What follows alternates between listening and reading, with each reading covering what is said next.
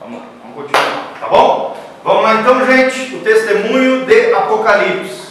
Provavelmente os argumentos mais enfáticos a respeito do Novo Testamento, página 36, lá embaixo, o testemunho do Apocalipse, que tem material, tá? Se quiser, depois eu pego aqui.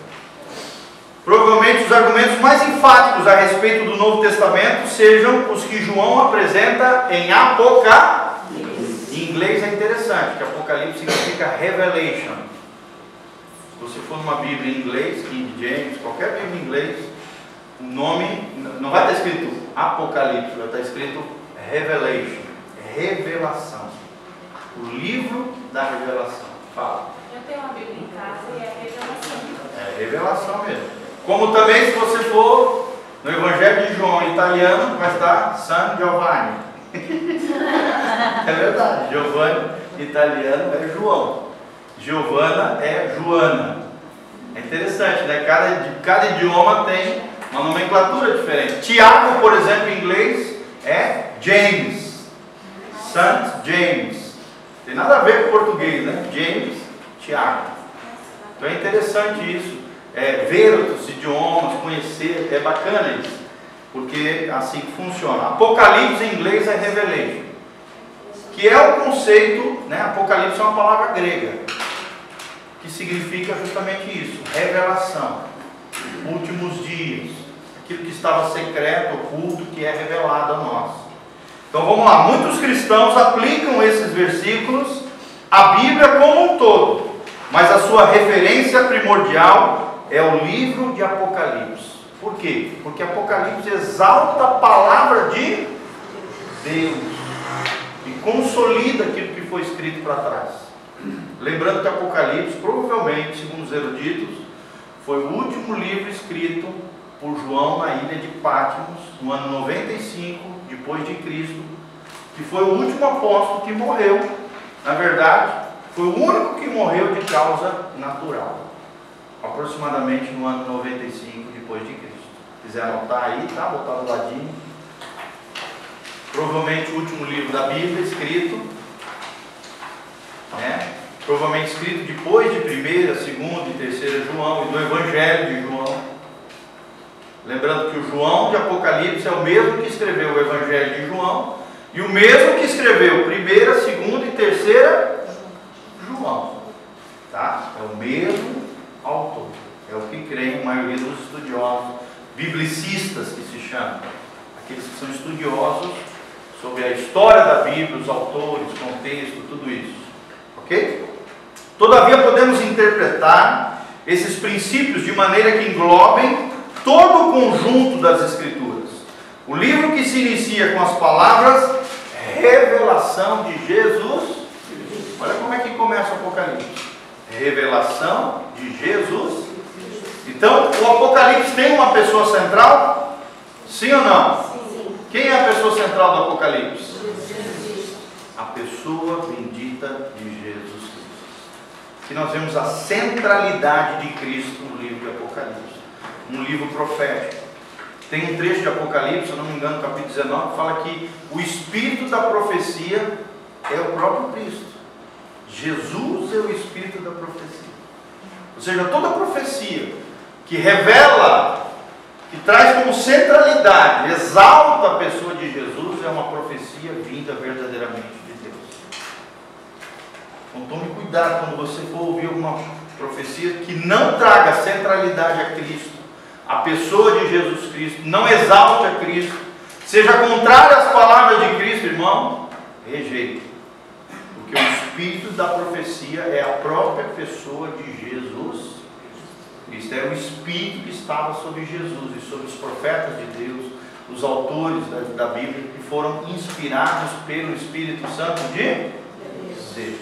Amém? Revelação de Jesus Cristo ao seu servo João traz uma saudação aqui no 1º capítulo, versículo 4 e 5.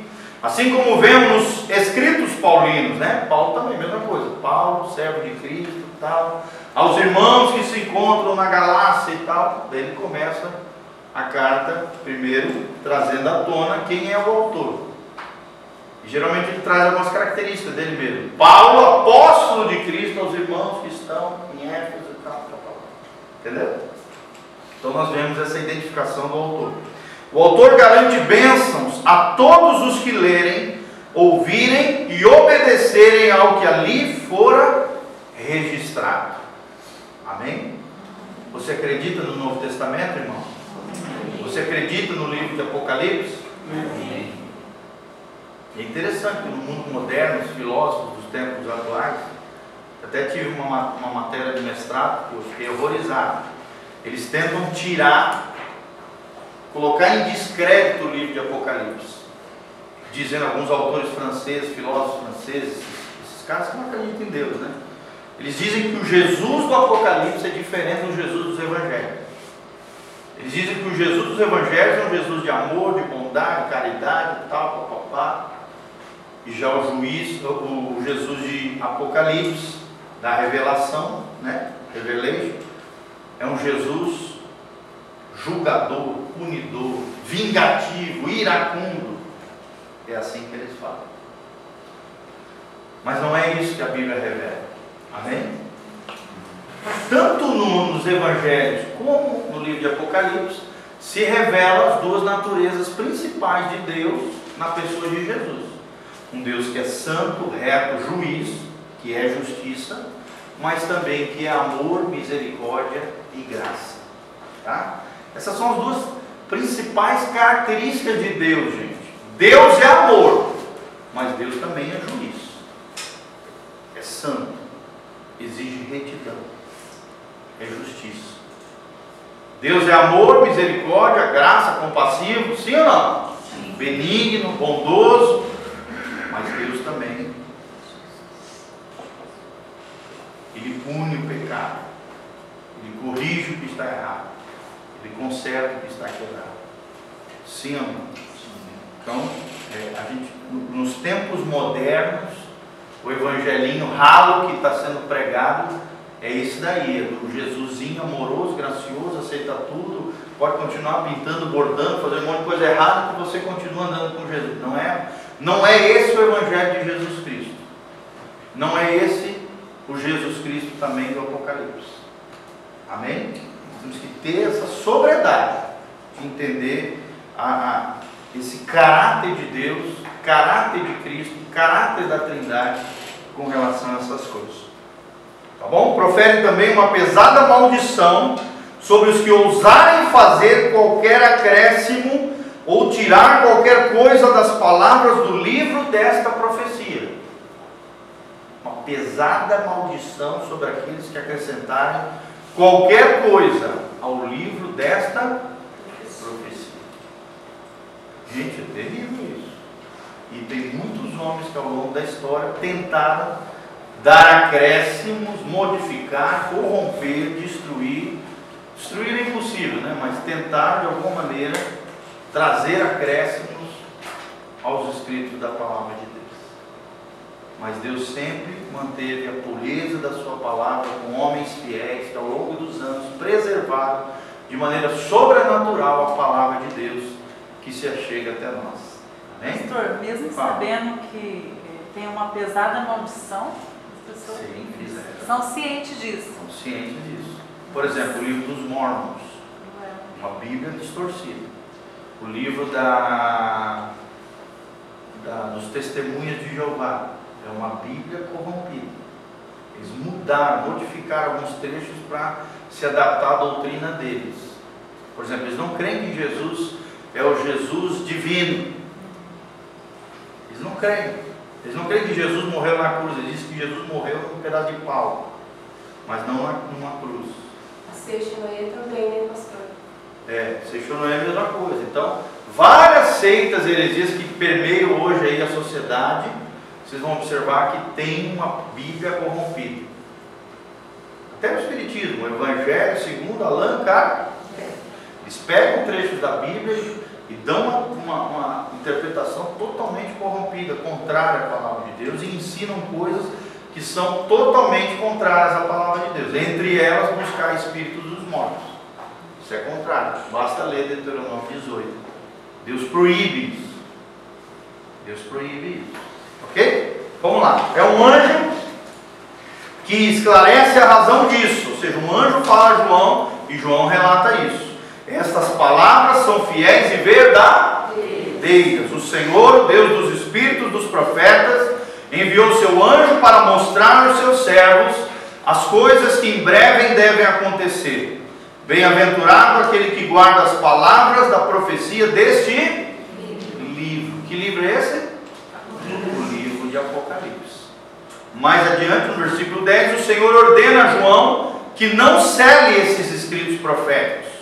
Notemos aqui então um contraste entre essa afirmação e aquela registrada em Daniel 12:9. Vamos ler lá, Daniel 12:9. Abre comigo. Daniel 12:9. Olha o que diz. Daniel 12:9 diz assim: ele respondeu: vai, Daniel, porque estas palavras estão encerradas e seladas até o tempo do fim. Então, em Daniel estavam seladas, tá? Já em Apocalipse, nós vemos que o Senhor ordena a João que não cele esses escritos proféticos, mas relate eles. Que selos são esses? São os selos dos juízos de Deus, os selos, as taças, né? E todas aquelas trombetas, são os juízos de Deus programados, que ainda vão acontecer na tribulação, na grande tribulação, no princípio de dores, em todo esse período profético chamado de tribulação, no livro de Apocalipse. Ok? Então, teve coisa em Daniel que Deus falou: ó, não escreva isso aí, guarda isso aí como um selo, não abre essa revelação. Aí quando ele chegou com João, ele revelou e diz: agora sim, revela aí, traz à tona. E ele relata no seu livro de Apocalipse. Ok? Então, na verdade, o livro de Apocalipse é colocado em pé de igualdade com o Antigo Testamento. Essa era a interpretação dos apóstolos e deve ser também a nossa atitude com relação ao Novo Testamento como um todo. Amém? Fala comigo. O Novo Testamento é inspirado por Deus. Tem origem divina.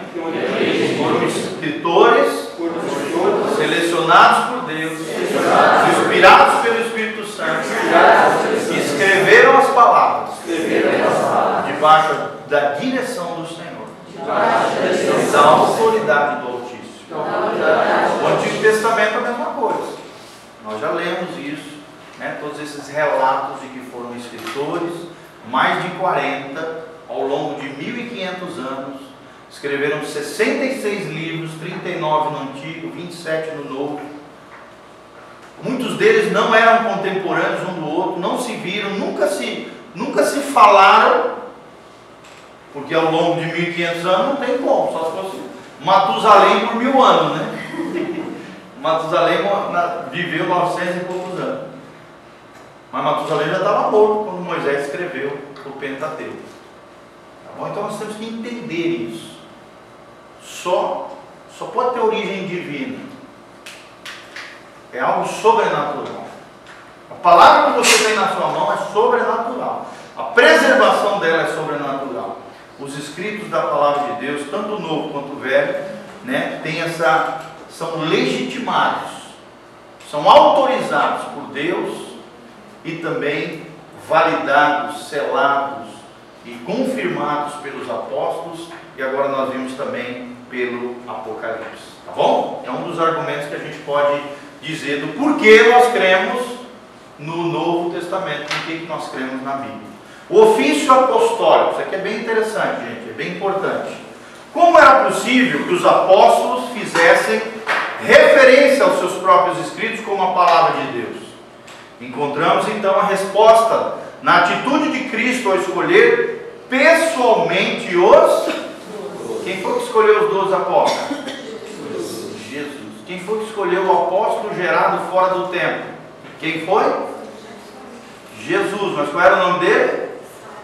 Paulo. Exatamente. Paulo foi o apóstolo fora dos 12, gerado fora do templo. Os 12 já haviam sido escolhidos, mas através de uma revelação na estrada de Damasco, depois por toda a vida de Paulo, Jesus se revelou pessoalmente a ele e o levantou como grande apóstolo da igreja dos gentios. Tá bom? Então, encontramos isso, essa resposta, na atitude de Cristo ao escolher pessoalmente os 12 e no fato de ter prometido que receberiam o Espírito para que pudessem realizar a sua obra especial como mestres da palavra de Deus.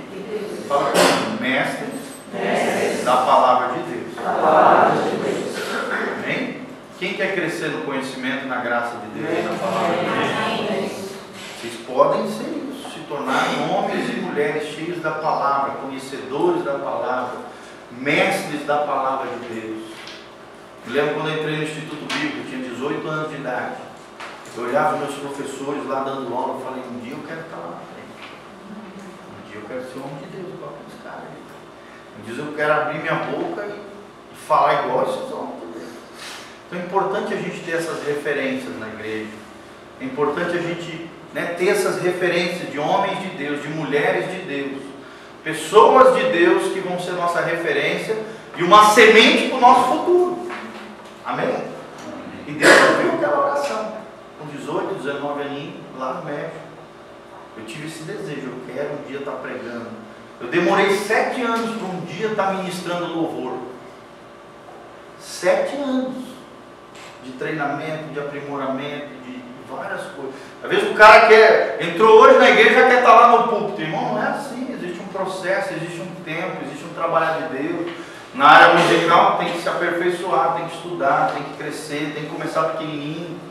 Comecei tocando violão e cantando nas favelas do México, em igrejinhas pequenininhas que ninguém ia. Eu ia lá com o violãozinho de nylon, cantar lá para as crianças. A alegria está. Uma das primeiras músicas que eu aprendi. Teus olhos revelam que eu, por isso que eu canto tanto. Essa música especial foi a primeira música que eu aprendi a tocar. E minha vida toda eu toquei ela. Teus olhos revelam que eu, foi a primeira música que eu aprendi a tocar.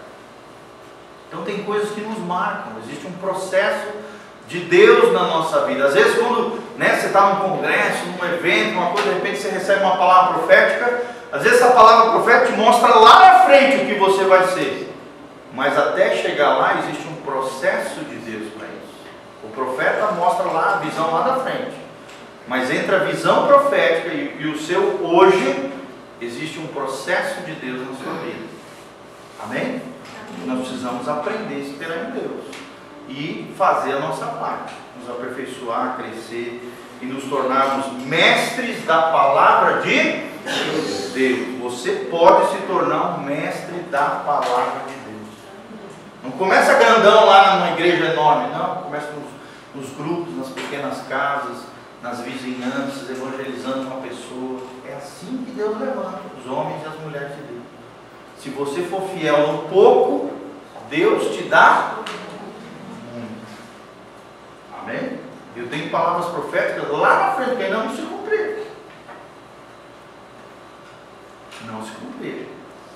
Mas eu creio que vai se cumprir. Amém? Eu fui lá na Lagoinha um dia, peguei, toquei no púlpito. Eu sempre faço isso nas igrejas grandonas. Eu pego, vou, toco no púlpito e eu falo assim, um dia eu vou vir pregar aqui nesse lugar. E eu lanço uma palavra profética. Fui lá na Verdade e Vida, lá em São Paulo, mesma coisa. Eu olhei o púlpito lá, grandes pastores pregando e tal. Toquei no púlpito e falei, um dia eu vou estar aqui. Você precisa crer. Você precisa profetizar. E eu creio que Deus faz essas coisas. Eu creio que Deus faz essas coisas. Você precisa sonhar grande. Porque o teu Deus é grande. Isso é um sonho de um menino. Que se estiver alinhado com o coração de Deus, Deus vai realizar. E pastor Giovanni, Fala, o pastor Reinhard Bunker, ele começou assim. Claro. Ele pediu, ninguém cria, de forma como ninguém cria, e ele foi, ele precisava fazer um curso, não aceitaram ele, e ele perseverou, buscou a Deus, mas buscou mesmo, ele buscou. Ele visualizava ele pregando em estádios. Quando ele chegou na primeira igreja fazer isso, o pastor recusou, ele não aceitou, e ele disse, Deus me mandou, e eu vou. E ele seguiu, obedeceu a Deus, e ele pregou para estádios, e com milhares e milhares, e hoje ele é um grande homem de Deus, e ele prega pelo mundo todo. Gente, é muito lindo, assim, a forma como ele disse que nós devemos começar. E tudo começou igual o pastor Giovanni falando, sentado em mesa ali pregando a palavra, ia de canto em canto. E a história dele é tremenda. Ele era um menino, filho de um pastor, desconhecido, uma igrejinha pequena, num vilarejo da Alemanha. Aí veio um missionário, não sei de onde, não me lembro, dos Estados Unidos. Deus mandou ele lá naquela vilarejo, naquela igrejinha daquele pastor, ele já era neto de pastor. E lá consagrar aquele menino, que aquele menino ia ganhar a África para o Senhor Jesus. Ó, fica arrepiado, só de lembrar. E aí ele orou por aquele menino, e a partir daquele dia, aquele menino teve um sonho e uma visão. Ele via toda a África lavada pelo sangue de Jesus. Coisa linda, fica arrepiado. Nossa, eu fiz até... Eu tenho vários vídeos dele, tá, gente? Outra hora eu vou trazer para vocês darem uma olhada só sobre fé. Tem uma escola da fé com ele, em português, tudo traduzido.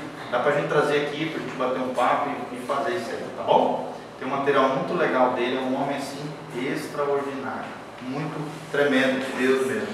É o grande apóstolo da nossa geração, Billy Graham, e esse cara é Reinhard. É um alemão, um homem extraordinário de Deus, tá bom? Temos que sonhar, temos que crer.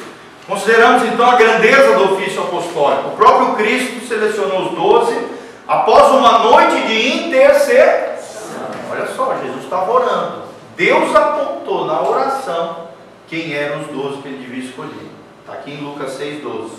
Mais tarde disse-lhe: assentareis em 12 tronos para julgar as 12 tribos de Israel.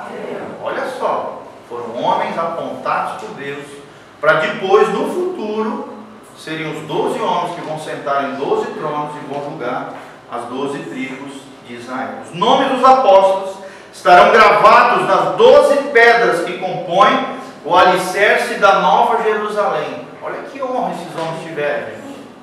Coisa linda. Claro que não Judas, tá? Iscariotes. Isso aí foi banido lá dos 12 apóstolos. E aí entrou um outro chamado Matias. E aí, quem que vai dar lá? Matias ou Paulo? Matias. Paulo não vai dar nos outros. Não, os 12 ali provavelmente não. Tá? Porque ele não era dos 12 selecionados por Deus, tá?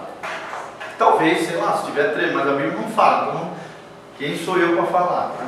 Onde a Bíblia se cala, nós não podemos falar. Mas a Bíblia diz que dos 12 vai ter lá. Tá bom? Onde Paulo vai estar, ou se vai estar junto, a gente não sabe. Onde a Bíblia se cala, eu me calo também. Vamos lá então. A igreja foi edificada sobre o fundamento dos apóstolos e dos profetas, sendo ele mesmo, Cristo Jesus, a pedra angular. A pedra angular era a pedra de esquina numa construção. É a parte mais importante da construção, é onde? É nas esquinas. São os fundamentos, é onde fica fixo as duas paredes. Sim ou não? Quem entende aqui um pouquinho de construção sabe disso. Pedra de esquina, né? Geralmente nas construções antigas era uma pedra mais forte que ficava nas esquinas das casas, quadrados, quadrangulares e tal, né? Porque seguravam as duas paredes. Interessante, Jesus é a pedra angular, é a pedra de esquina, da qual, né, os judeus rejeitaram, mas nós, os gentios, recebemos. E é interessante que a Bíblia diz que nós somos casa espiritual, edifícios de Deus. Ou seja, nós somos tijolinhos na construção desse edifício espiritual chamado igreja. E existe uma argamassa que nos une em cima desse fundamento dos apóstolos, desse fundamento, dessa pedra fundamental que é Cristo. Qual é essa argamassa que nos une? Hein? Jesus é a pedra angular, a pedra de esquina. A palavra dos apóstolos também é o fundamento. Nós somos tijolinhos. A argamassa começa com A e termina com R. Hã? É o amor. Exatamente. O que nos une é o amor. A argamassa da construção de Deus, desse edifício espiritual que é a igreja, é o amor. Amém? O amor por Deus, o amor pelos nossos irmãos. Interessante isso. Esse é o cimento, essa é a liga que nos liga. É a argamassa que nos une como um edifício espiritual para Deus. Amém? Vamos lá então. Os apóstolos são os primeiros na hierarquia eclesiástica, né? Ou seja, Deus deu a eles essa função, essa posição de honra. Está lá em 1 Coríntios 12, 28. Esses, juntamente com os profetas veterotestamentários, ou seja, do Antigo Testamento, foram ordenados para desfrutar tal privilégio. Os apóstolos testemunharam a ressurreição de... Sim ou não? Está lá descrito em Atos 1, 22. E Jesus prometeu que o seu Espírito revelaria a palavra de Deus a eles. Ou seja, foram homens de Deus que andaram com Jesus, viram Jesus crucificado, viram Jesus ressurreto, testemunharam, receberam o batismo com o Espírito Santo no início da igreja primitiva, foram usados por Deus tremendamente. 11 deles foram mortos, martirizados de mortes diversas. Tiago foi o primeiro apóstolo que foi martirizado, logo depois de Estevão. Só que Estevão não era apóstolo, era um diácono da igreja. Então nós temos que entender que foram homens que pagaram um preço em prol do Evangelho de Jesus, com as suas próprias vidas. Só teve um que recebeu uma palavra profética de Jesus, que foi o apóstolo João, que morreu de causa natural, provavelmente no ano 95 depois de Cristo, na ilha de Patmos, a ilha onde foi revelado o Apocalipse. Tá bom? Vamos lá então, no registro de João sobre a última ceia, bem como sobre os fatos posteriores, o apóstolo apresenta muitas promessas preciosas. Aí você pode ler no Evangelho de João, capítulos 13 e 17. Em alguns casos, vemos uma clara distinção entre os apóstolos e os demais cristãos. Sim ou não? Tá. Os apóstolos e os cristãos. Bom, os apóstolos e os cristãos. Ou seja, havia diferença entre os discípulos de Jesus e quem era apóstolos. Os apóstolos tinham uma posição proeminente. Ok? Em João 17, 20, Jesus orou dizendo: não rogo somente por estes, mas também por aqueles que vieram a crer por intermédio da sua palavra. Os relatos de João 14, 26 e 16, 13 são passagens igualmente marcantes. Na primeira, Jesus prometeu o Espírito Santo aos apóstolos. Embora o Espírito habite em todos os cristãos, aquele versículo garante especificamente que o Consolador viria sobre os apóstolos para que se lembrassem das palavras que Jesus em si. Ou seja, veio o Espírito Santo de maneira peculiar, especial sobre os apóstolos, porque foram eles que relataram os fatos acerca de Jesus. Os evangelhos escreveram, ou eles ou algum discípulo direto deles. Primeira linhagem, estavam ligados a eles, diretamente foram supervisionados por eles. Então nós temos que entender que o Espírito Santo veio sobre eles para trazer à memória as palavras de Jesus. E esse Consolador quem era? O Espírito Santo. Exatamente. É perfeitamente possível que tivessem tomado nota das mensagens de Jesus. Naquela época já havia uma técnica de escrita simplificada. Pode ser que os apóstolos a tenham utilizado. Quer isso tenha acontecido, quer não, Jesus prometeu o Espírito Santo especificamente para trazer à lembrança de seus seguidores os fatos do Evangelho. No nosso dia a dia acontece isso, gente, sim ou não? Se você está diante de uma decisão, uma situação, de repente o Espírito Santo traz à memória o quê? As palavras de Jesus. A Bíblia promete, isso está lá no Evangelho de João, que o Espírito Santo seria enviado para trazer à memória as palavras de Jesus, os ensinamentos de Jesus, a vida e obra de Jesus. Então é tremendo isso. Ele os guiaria a toda a verdade. João 16, 13. Quem é a verdade, amados? Quem é que diz: eu sou a verdade, eu sou o caminho, a verdade e a vida? A verdade é uma pessoa. E essa pessoa se chama Jesus. Alguns cristãos defendem que essa é uma promessa que se estende à igreja como um todo. Entretanto,